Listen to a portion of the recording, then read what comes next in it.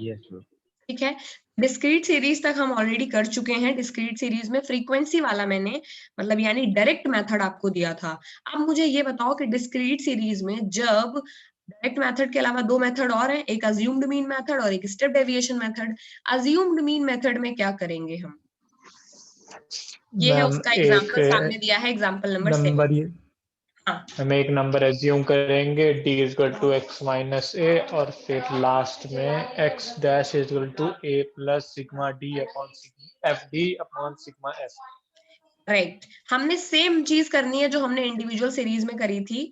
हमें नंबर दिए, मार्क्स दिए रहेंगे, उसके सामने फ्रीक्वेंसी दी रहेगी, हमें एक मीन को अज्यूम करके डी निकालना है x माइनस ए। अभी फ्रीक्वेंसी का कुछ नहीं करना। डी की टेबल जैसे हम इंडिविजुअल सीरीज में बनाते थे वैसे ही डिस्क्रीट सीरीज में भी डी की टेबल बना लेंगे। ठीक है, जब डी की टेबल बन जाएगी डी की टेबल का मीन हम डिस्क्रीट सीरीज वाले फॉर्मूले से निकालेंगे, sigma F D by sigma F से। समझ गए? तो डिस्क्रीट सीरीज का जो हमारा फॉर्मूला है sigma F D by F, उस सिग्मा एफ उससे हम फिर मीन निकालेंगे और फिर वही करेंगे जो हम इंडिविजुअल में करते थे कि जो अज्यूम किया था उसको जोड़ देंगे। लोगे? Yes okay. अच्छा बताओ, ये तो हो गया अज्यूम्ड मीन। अगर स्टेप डेविएशन करना होगा तो क्या करेंगे? हम उसमें टू सी कर देंगे जो पहले निकाला था, एक कॉमन फैक्टर लेके। करेक्ट। तो स्टेप डेविएशन मेथड में भी आपके स्टार्टिंग के दो स्टेप तो कॉमन ही रहेंगे, यानी डी और डी डैश तो आप वैसे ही निकालेंगे जैसे इंडिविजुअल में निकालते थे। एक्स लेंगे, एक को अज्यूम करेंगे, उसमें से डी की टेबल बनाएंगे एक्स माइनस ए, फिर कॉमन फैक्टर लेकर के डी डैश की टेबल बना लेंगे एक्स माइनस ए बाई सी। ठीक है, जो डी डैश की टेबल आएगी उसका मीन आप किस फॉर्मूले से निकालेंगे? Sigma F D dash upon sigma F. यानी डी डैश की टेबल का मीन इंडिविजुअल की नहीं डिस्क्रीट के फॉर्मूले से निकलेगा। डिस्क्रीट का फॉर्मूला क्या है? Sigma of F into x upon sigma F. जो नई वाली टेबल आई है डी डैश की, उसको हम मीन निकालेंगे फ्रीक्वेंसी वाले के साथ में। समझ गए?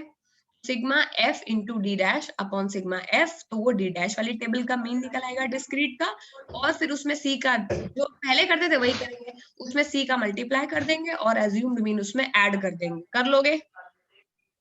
Yes okay. तो ये है क्वेश्चन नंबर आपका 8 में आपको मार्क्स और फ्रीक्वेंसी दी हुई है। ये डी डी डैश और एफ डी डैश आपको देखना नहीं है। एग्जाम्पल नंबर 8 को तुमने करना है खुद से। तो कॉपी में और फिर मुझे बताओ कहाँ दिक्कत आ रही है। ईमानदारी से करो, सॉल्यूशन मत देखो। सॉल्यूशन इसलिए है कि अटकोगे। मार्क्स दिए हुए हैं 20, 30, 40, 50, 60, 70 और फ्रीक्वेंसी दी है 8, 12, 20, 10, 6, 4। ये है तुम्हारा ओरिजिनल क्वेश्चन। समझ गए?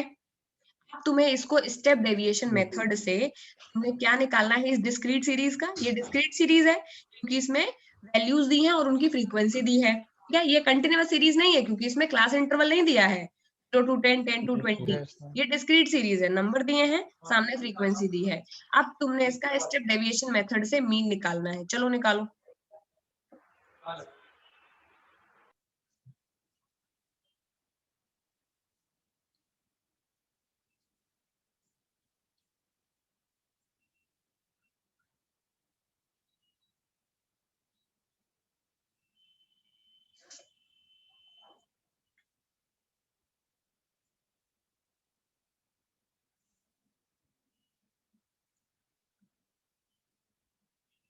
कॉपी में करना है इसको ईमानदारी से। समझ गए?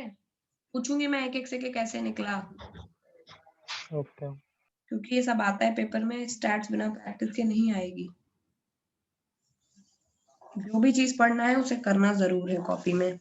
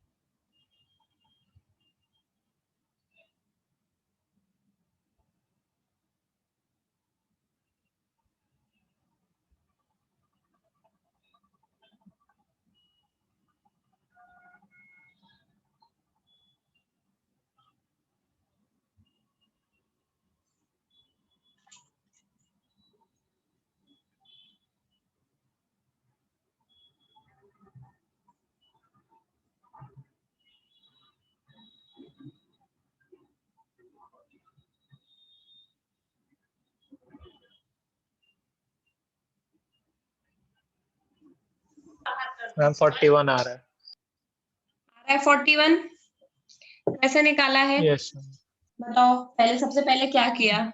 एक्स और एफ दिया हुआ है तो मैम सबसे पहले तो एज्यूम मीन वाले के लिए एज्यूम मीन निकालना पड़ेगा, और फिर जो लिया हम लोग ने एज्यूम किया उसको माइनस कर देंगे मार्क्स वाले से, एक्स से, फिर उससे हम लोग का डी आ जाएगा। और हाँ। उसके बाद फिर हम लोग उसी को एक कॉमन फैक्टर लेके डिवाइड कर देंगे, तो उससे हम लोग का डी डैश आ जाएगा। तो और फिर हम लोग को एफ इंटू डी करना है, जिससे हम लोग का एफ डी आ जाएगा। एफ डी नहीं, एफ और डी उसके डैश बाद करना होगा ना, डी डैश वाली टेबल यस का मैम, मीन निकलेगा। यस मैम, एफ डी जो डैश, एफ डी तुम्हें डैश। करना कुछ नहीं है, एक्स से तुम्हें डी डैश तक पहुंचना है, फिर तुम्हें डी डैश को नई टेबल मान के उसका मीन निकालना है।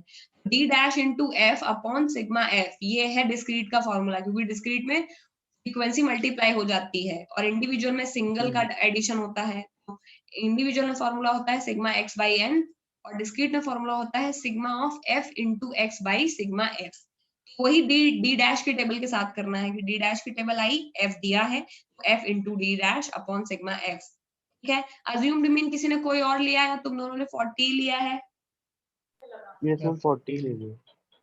कोई और अगली वाली क्वेश्चन अगर करोगे तो उसमें जो सामने लोग हैं उससे चेंज कर लेना, उससे ज्यादा समझ आता है, वरना फिर देखते रहते। फॉर्मूला सबको समझ आ गई? जो निकल आएगा sigma sigma of F D dash upon sigma F, उसको उसकी वैल्यू कितनी आ रही है? उसकी वैल्यू आ रही है मैम किसकी? Sigma of F D dash upon sigma F की वैल्यू कितनी आ रही है? आ रही होगी 1/10, और 1/10 में फिर आप 10 का मल्टीप्लाई करेंगे सी का तो आ जाएगा 1, और 1 को आपने अज्यूम मीन 40 में ऐड कर दिया, बन गया 41। ठीक है, अब ये क्वेश्चन नंबर 9 है, इसका आंसर नहीं दिख रहा है। क्वेश्चन नंबर 9 डायरेक्ट से, शॉर्टकट से, स्टेप से, तीनों से करना है। करो इसको, 2 मिनट में करना है इसको, क्योंकि अब सब आ गया तो फटाफट करना शुरू करो, फिर उसके बाद हम कंटिन्यूअस सीरीज सीधे बढ़ेंगे।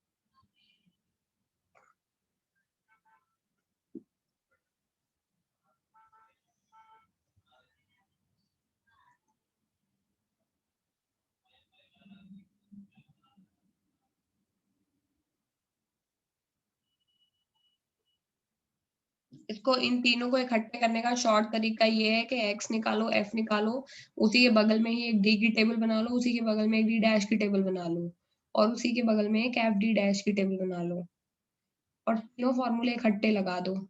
समझ गए? मैम इसमें डी डैश कैसे टेबल बनेगी डी डैश की, क्योंकि इसमें कॉमन फैक्टर तो मिल नहीं रहा।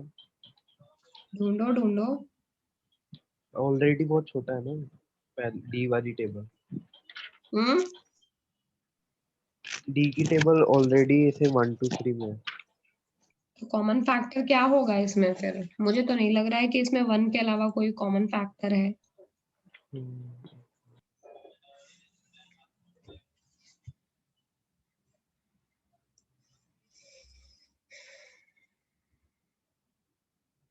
ट्राई करो। क्या लिया अज्यूम्ड मीन तुमने? मैम 8 ले लो। 8 लिया है।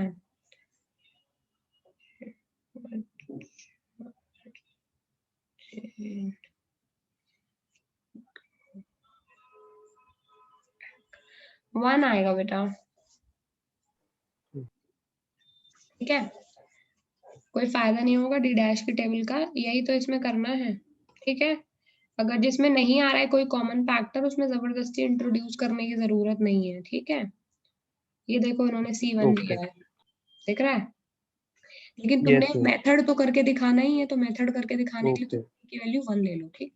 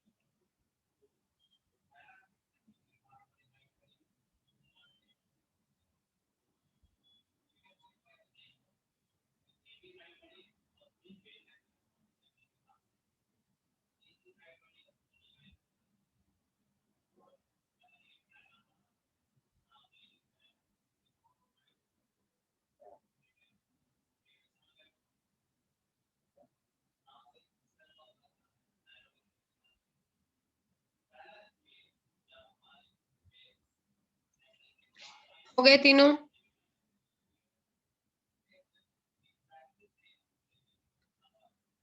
इसमें डेसिमल में आएगा। ये तुम्हारा फाइनल सॉल्यूशन 4.3 आंसर है इसका। किस किस का मैच कर रहा है? मैम 1 मिनट, अभी बस 2 फॉर्मूले रह गए निकाल लूं। क्योंकि अगर तुम्हारा आंसर मैच नहीं कर रहा है, देखो इसका मतलब, देखो क्या समझ आती है हमें ये बात, सब कुछ पता होने के बाद में भी हम गलती करते हैं, समझ गए? इसीलिए प्रैक्टिस बहुत जरूरी है। श्रेष्ठ, क्या आया था आंसर तुम्हारा? मैम 4.30। ठीक है, फिर एक सार्थक लास्ट तुम वाले भी का। क्या बेटा? एक लास्ट है। ओके, चलो कर लो, कोई दिक्कत नहीं है। वैसे भी कंटिन्यूअस सीरीज का मैंने एक एग्जांपल ही देना है, उसके बाद तुम लोगों को ये क्वेश्चन सारे घर से करके लाने हैं, समझ रहे हो तुम लोग? इतना पूरे मीन के एकदम क्वेश्चंस प्रैक्टिस होने चाहिए दिवाली की छुट्टियों में।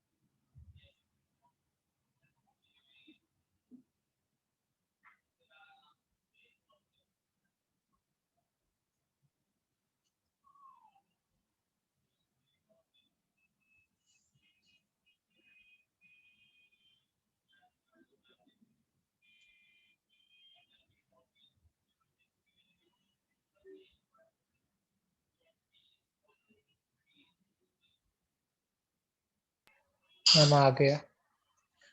आ गया दोनों का? Yes sir. ओके, अब चलो, तो इसी के साथ हमारी डिस्क्रीट सीरीज खत्म होती है। अब हम बात करेंगे कॉन्टिन्यूअस सीरीज की। अब देखो, अगर वो तुम लोगों को आ गए हैं तो अब इसमें तो कुछ करना ही नहीं है। बताओ कैसे? कंटिन्यूअस सीरीज में हर एक क्लास में एक अपर लिमिट और एक लोअर लिमिट होती है। जैसे 0 to 10 में 0 लोअर लिमिट है, 10 अपर लिमिट है। 10 to 20 में 10 लोअर लिमिट है, 20 अपर लिमिट है। आपने क्या करना है, इस क्लास को एक मिड वैल्यू में कन्वर्ट करना है, और वो करते हैं upper limit plus lower limit by 2। समझ गए? जैसे 0 to 10 क्लास दी हुई है तो वैल्यू आ जाएगी 0 plus 10 by 2 यानी 5। 10 to 20 क्लास दी है तो यानी हो जाएगा 10 plus 20 by 2 यानी 15। ये क्या हो गई? ये कंटिन्यूअस सीरीज से किस सीरीज में कन्वर्ट हो गई? करेक्ट। और डिस्क्रीट का तो अभी अभी पढ़ा है, इसीलिए तो डिस्क्रीट पे इतना टाइम दिया है। समझ गए? जब कंटिन्यूअस सीरीज तुम्हारे सामने आई है तो तुमने उसकी निकाल लेनी है मिड वैल्यू, और मिड वैल्यू और frequency is nothing but discrete series. इसमें वही फॉर्मूला लग जाएगा, sigma F x by sigma F हो जाएगा। यस। सारे क्लास इंटरवल किस में कन्वर्ट कर लेने हमको? मिड वैल्यू में, upper limit lower limit by 2। ठीक है? Yes sir. और बाकी फॉर्मूले सब सेम रहने वाले हैं, जो अभी किया है बस वही करना है। क्लास इंटरवल को पहले किस में कन्वर्ट करना है? एक डिस्क्रीट सीरीज में, यानी कंटिन्यूअस सीरीज को पहले हम बनाएंगे डिस्क्रीट सीरीज में, और उसके बाद फिर वही करेंगे जो करते आए हैं। ये एग्जांपल नंबर 13, इसको करो, यहाँ पर दिख रहा है? यस। बस, इसमें कुछ नहीं, और तीनों मेथड से इसको करो। चलो,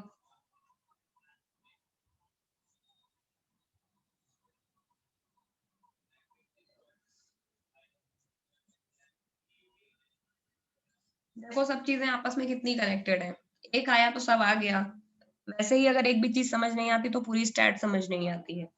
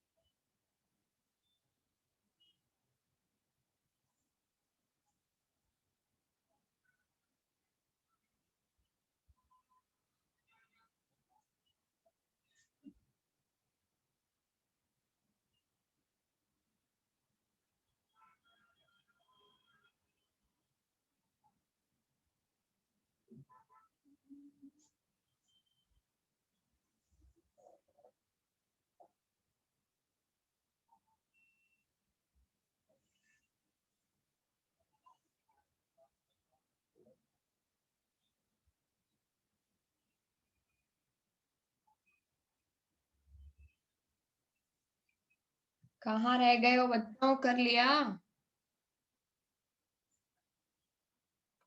तो लास्ट वाला step. हम लास्ट वाला मेथड रहे। ओके,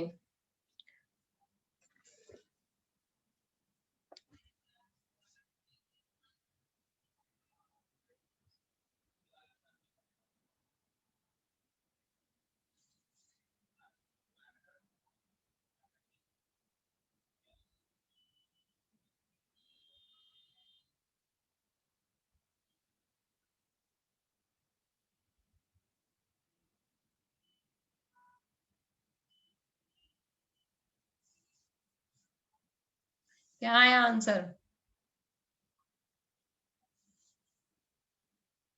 42.44। यस मैम, पहले का ही है, दूसरे का कैसे सबसे एक ही आएगा ना आंसर? आंसर तो तीनों कैलकुलेशन से एक ही आएगा, 42.44 कर लिया। Yes ma'am. नहीं मैम, बस तीसरा वाला होने तो वाला। तीसरा वाला करना है, एक चीज मुझे पढ़ानी है, उसके बाद तो ये खत्म है। ये एक्यूरेसी क्लॉक में नहीं पढ़ा रही हूँ कैलकुलेशन ऑफ मिसिंग वैल्यू। ठीक है, देखो ये क्वेश्चन नंबर 16 जो लिखा हुआ है सामने, इसमें कुछ नहीं करना है। मिसिंग वैल्यू में से कोई एक आइटम तुम्हें दिया नहीं होगा, समझ गए? यस। जो दिया नहीं होगा उसको मान लोगे x, और नॉर्मल वही कैलकुलेशन कर दोगे जो तुम करते आए हो, समझ गए? याद है? ठीक है ना? यहाँ पर एक वैल्यू मिसिंग है, मार्क्स वाली, जिसके सामने 4 लिखा है, तो उसकी वैल्यू मान ली x। जो सिग्मा fx आया है वो आया है 820 प्लस 4x, क्योंकि वो वैल्यू पता नहीं थी। और फिर लिखा हुआ है सिग्मा f 20।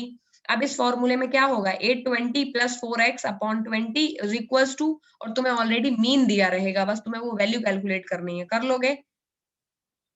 हो जाएगा 50 is equals to 820 plus 4x by 20। जो वैल्यू हमें नहीं पता है उसको x मान के हम पूरा कैलकुलेशन कर लेंगे, और एंड में जो वैल्यू तुम्हें मीन की दी हुई है उसको उससे इक्वल कर देंगे। जो मिसिंग वैल्यू होगी वो तुम्हें मिल जाएगी।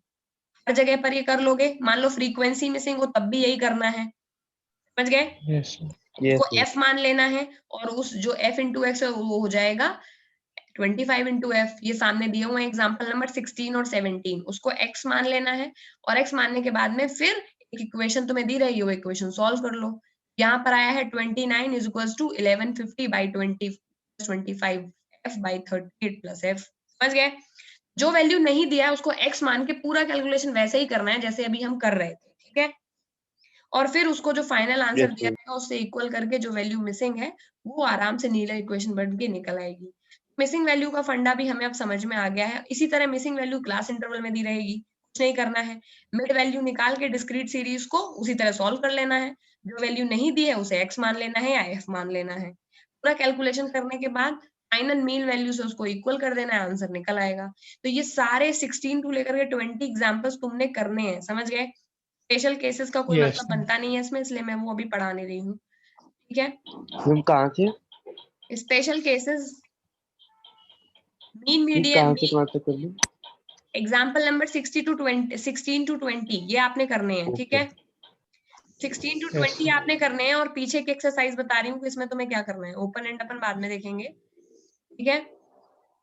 ये है एक्सरसाइज। इंडिविजुअल सीरीज के दिख रहे हैं क्वेश्चन नंबर 1 2 3 4, फिर डिस्क्रीट के दिख रहे हैं 7 8 9, फिर कंटिन्यूअस के लिख रहे हैं 10। पेज नंबर क्या है? लास्ट में एक्सरसाइज की बात चल रही है। ओके।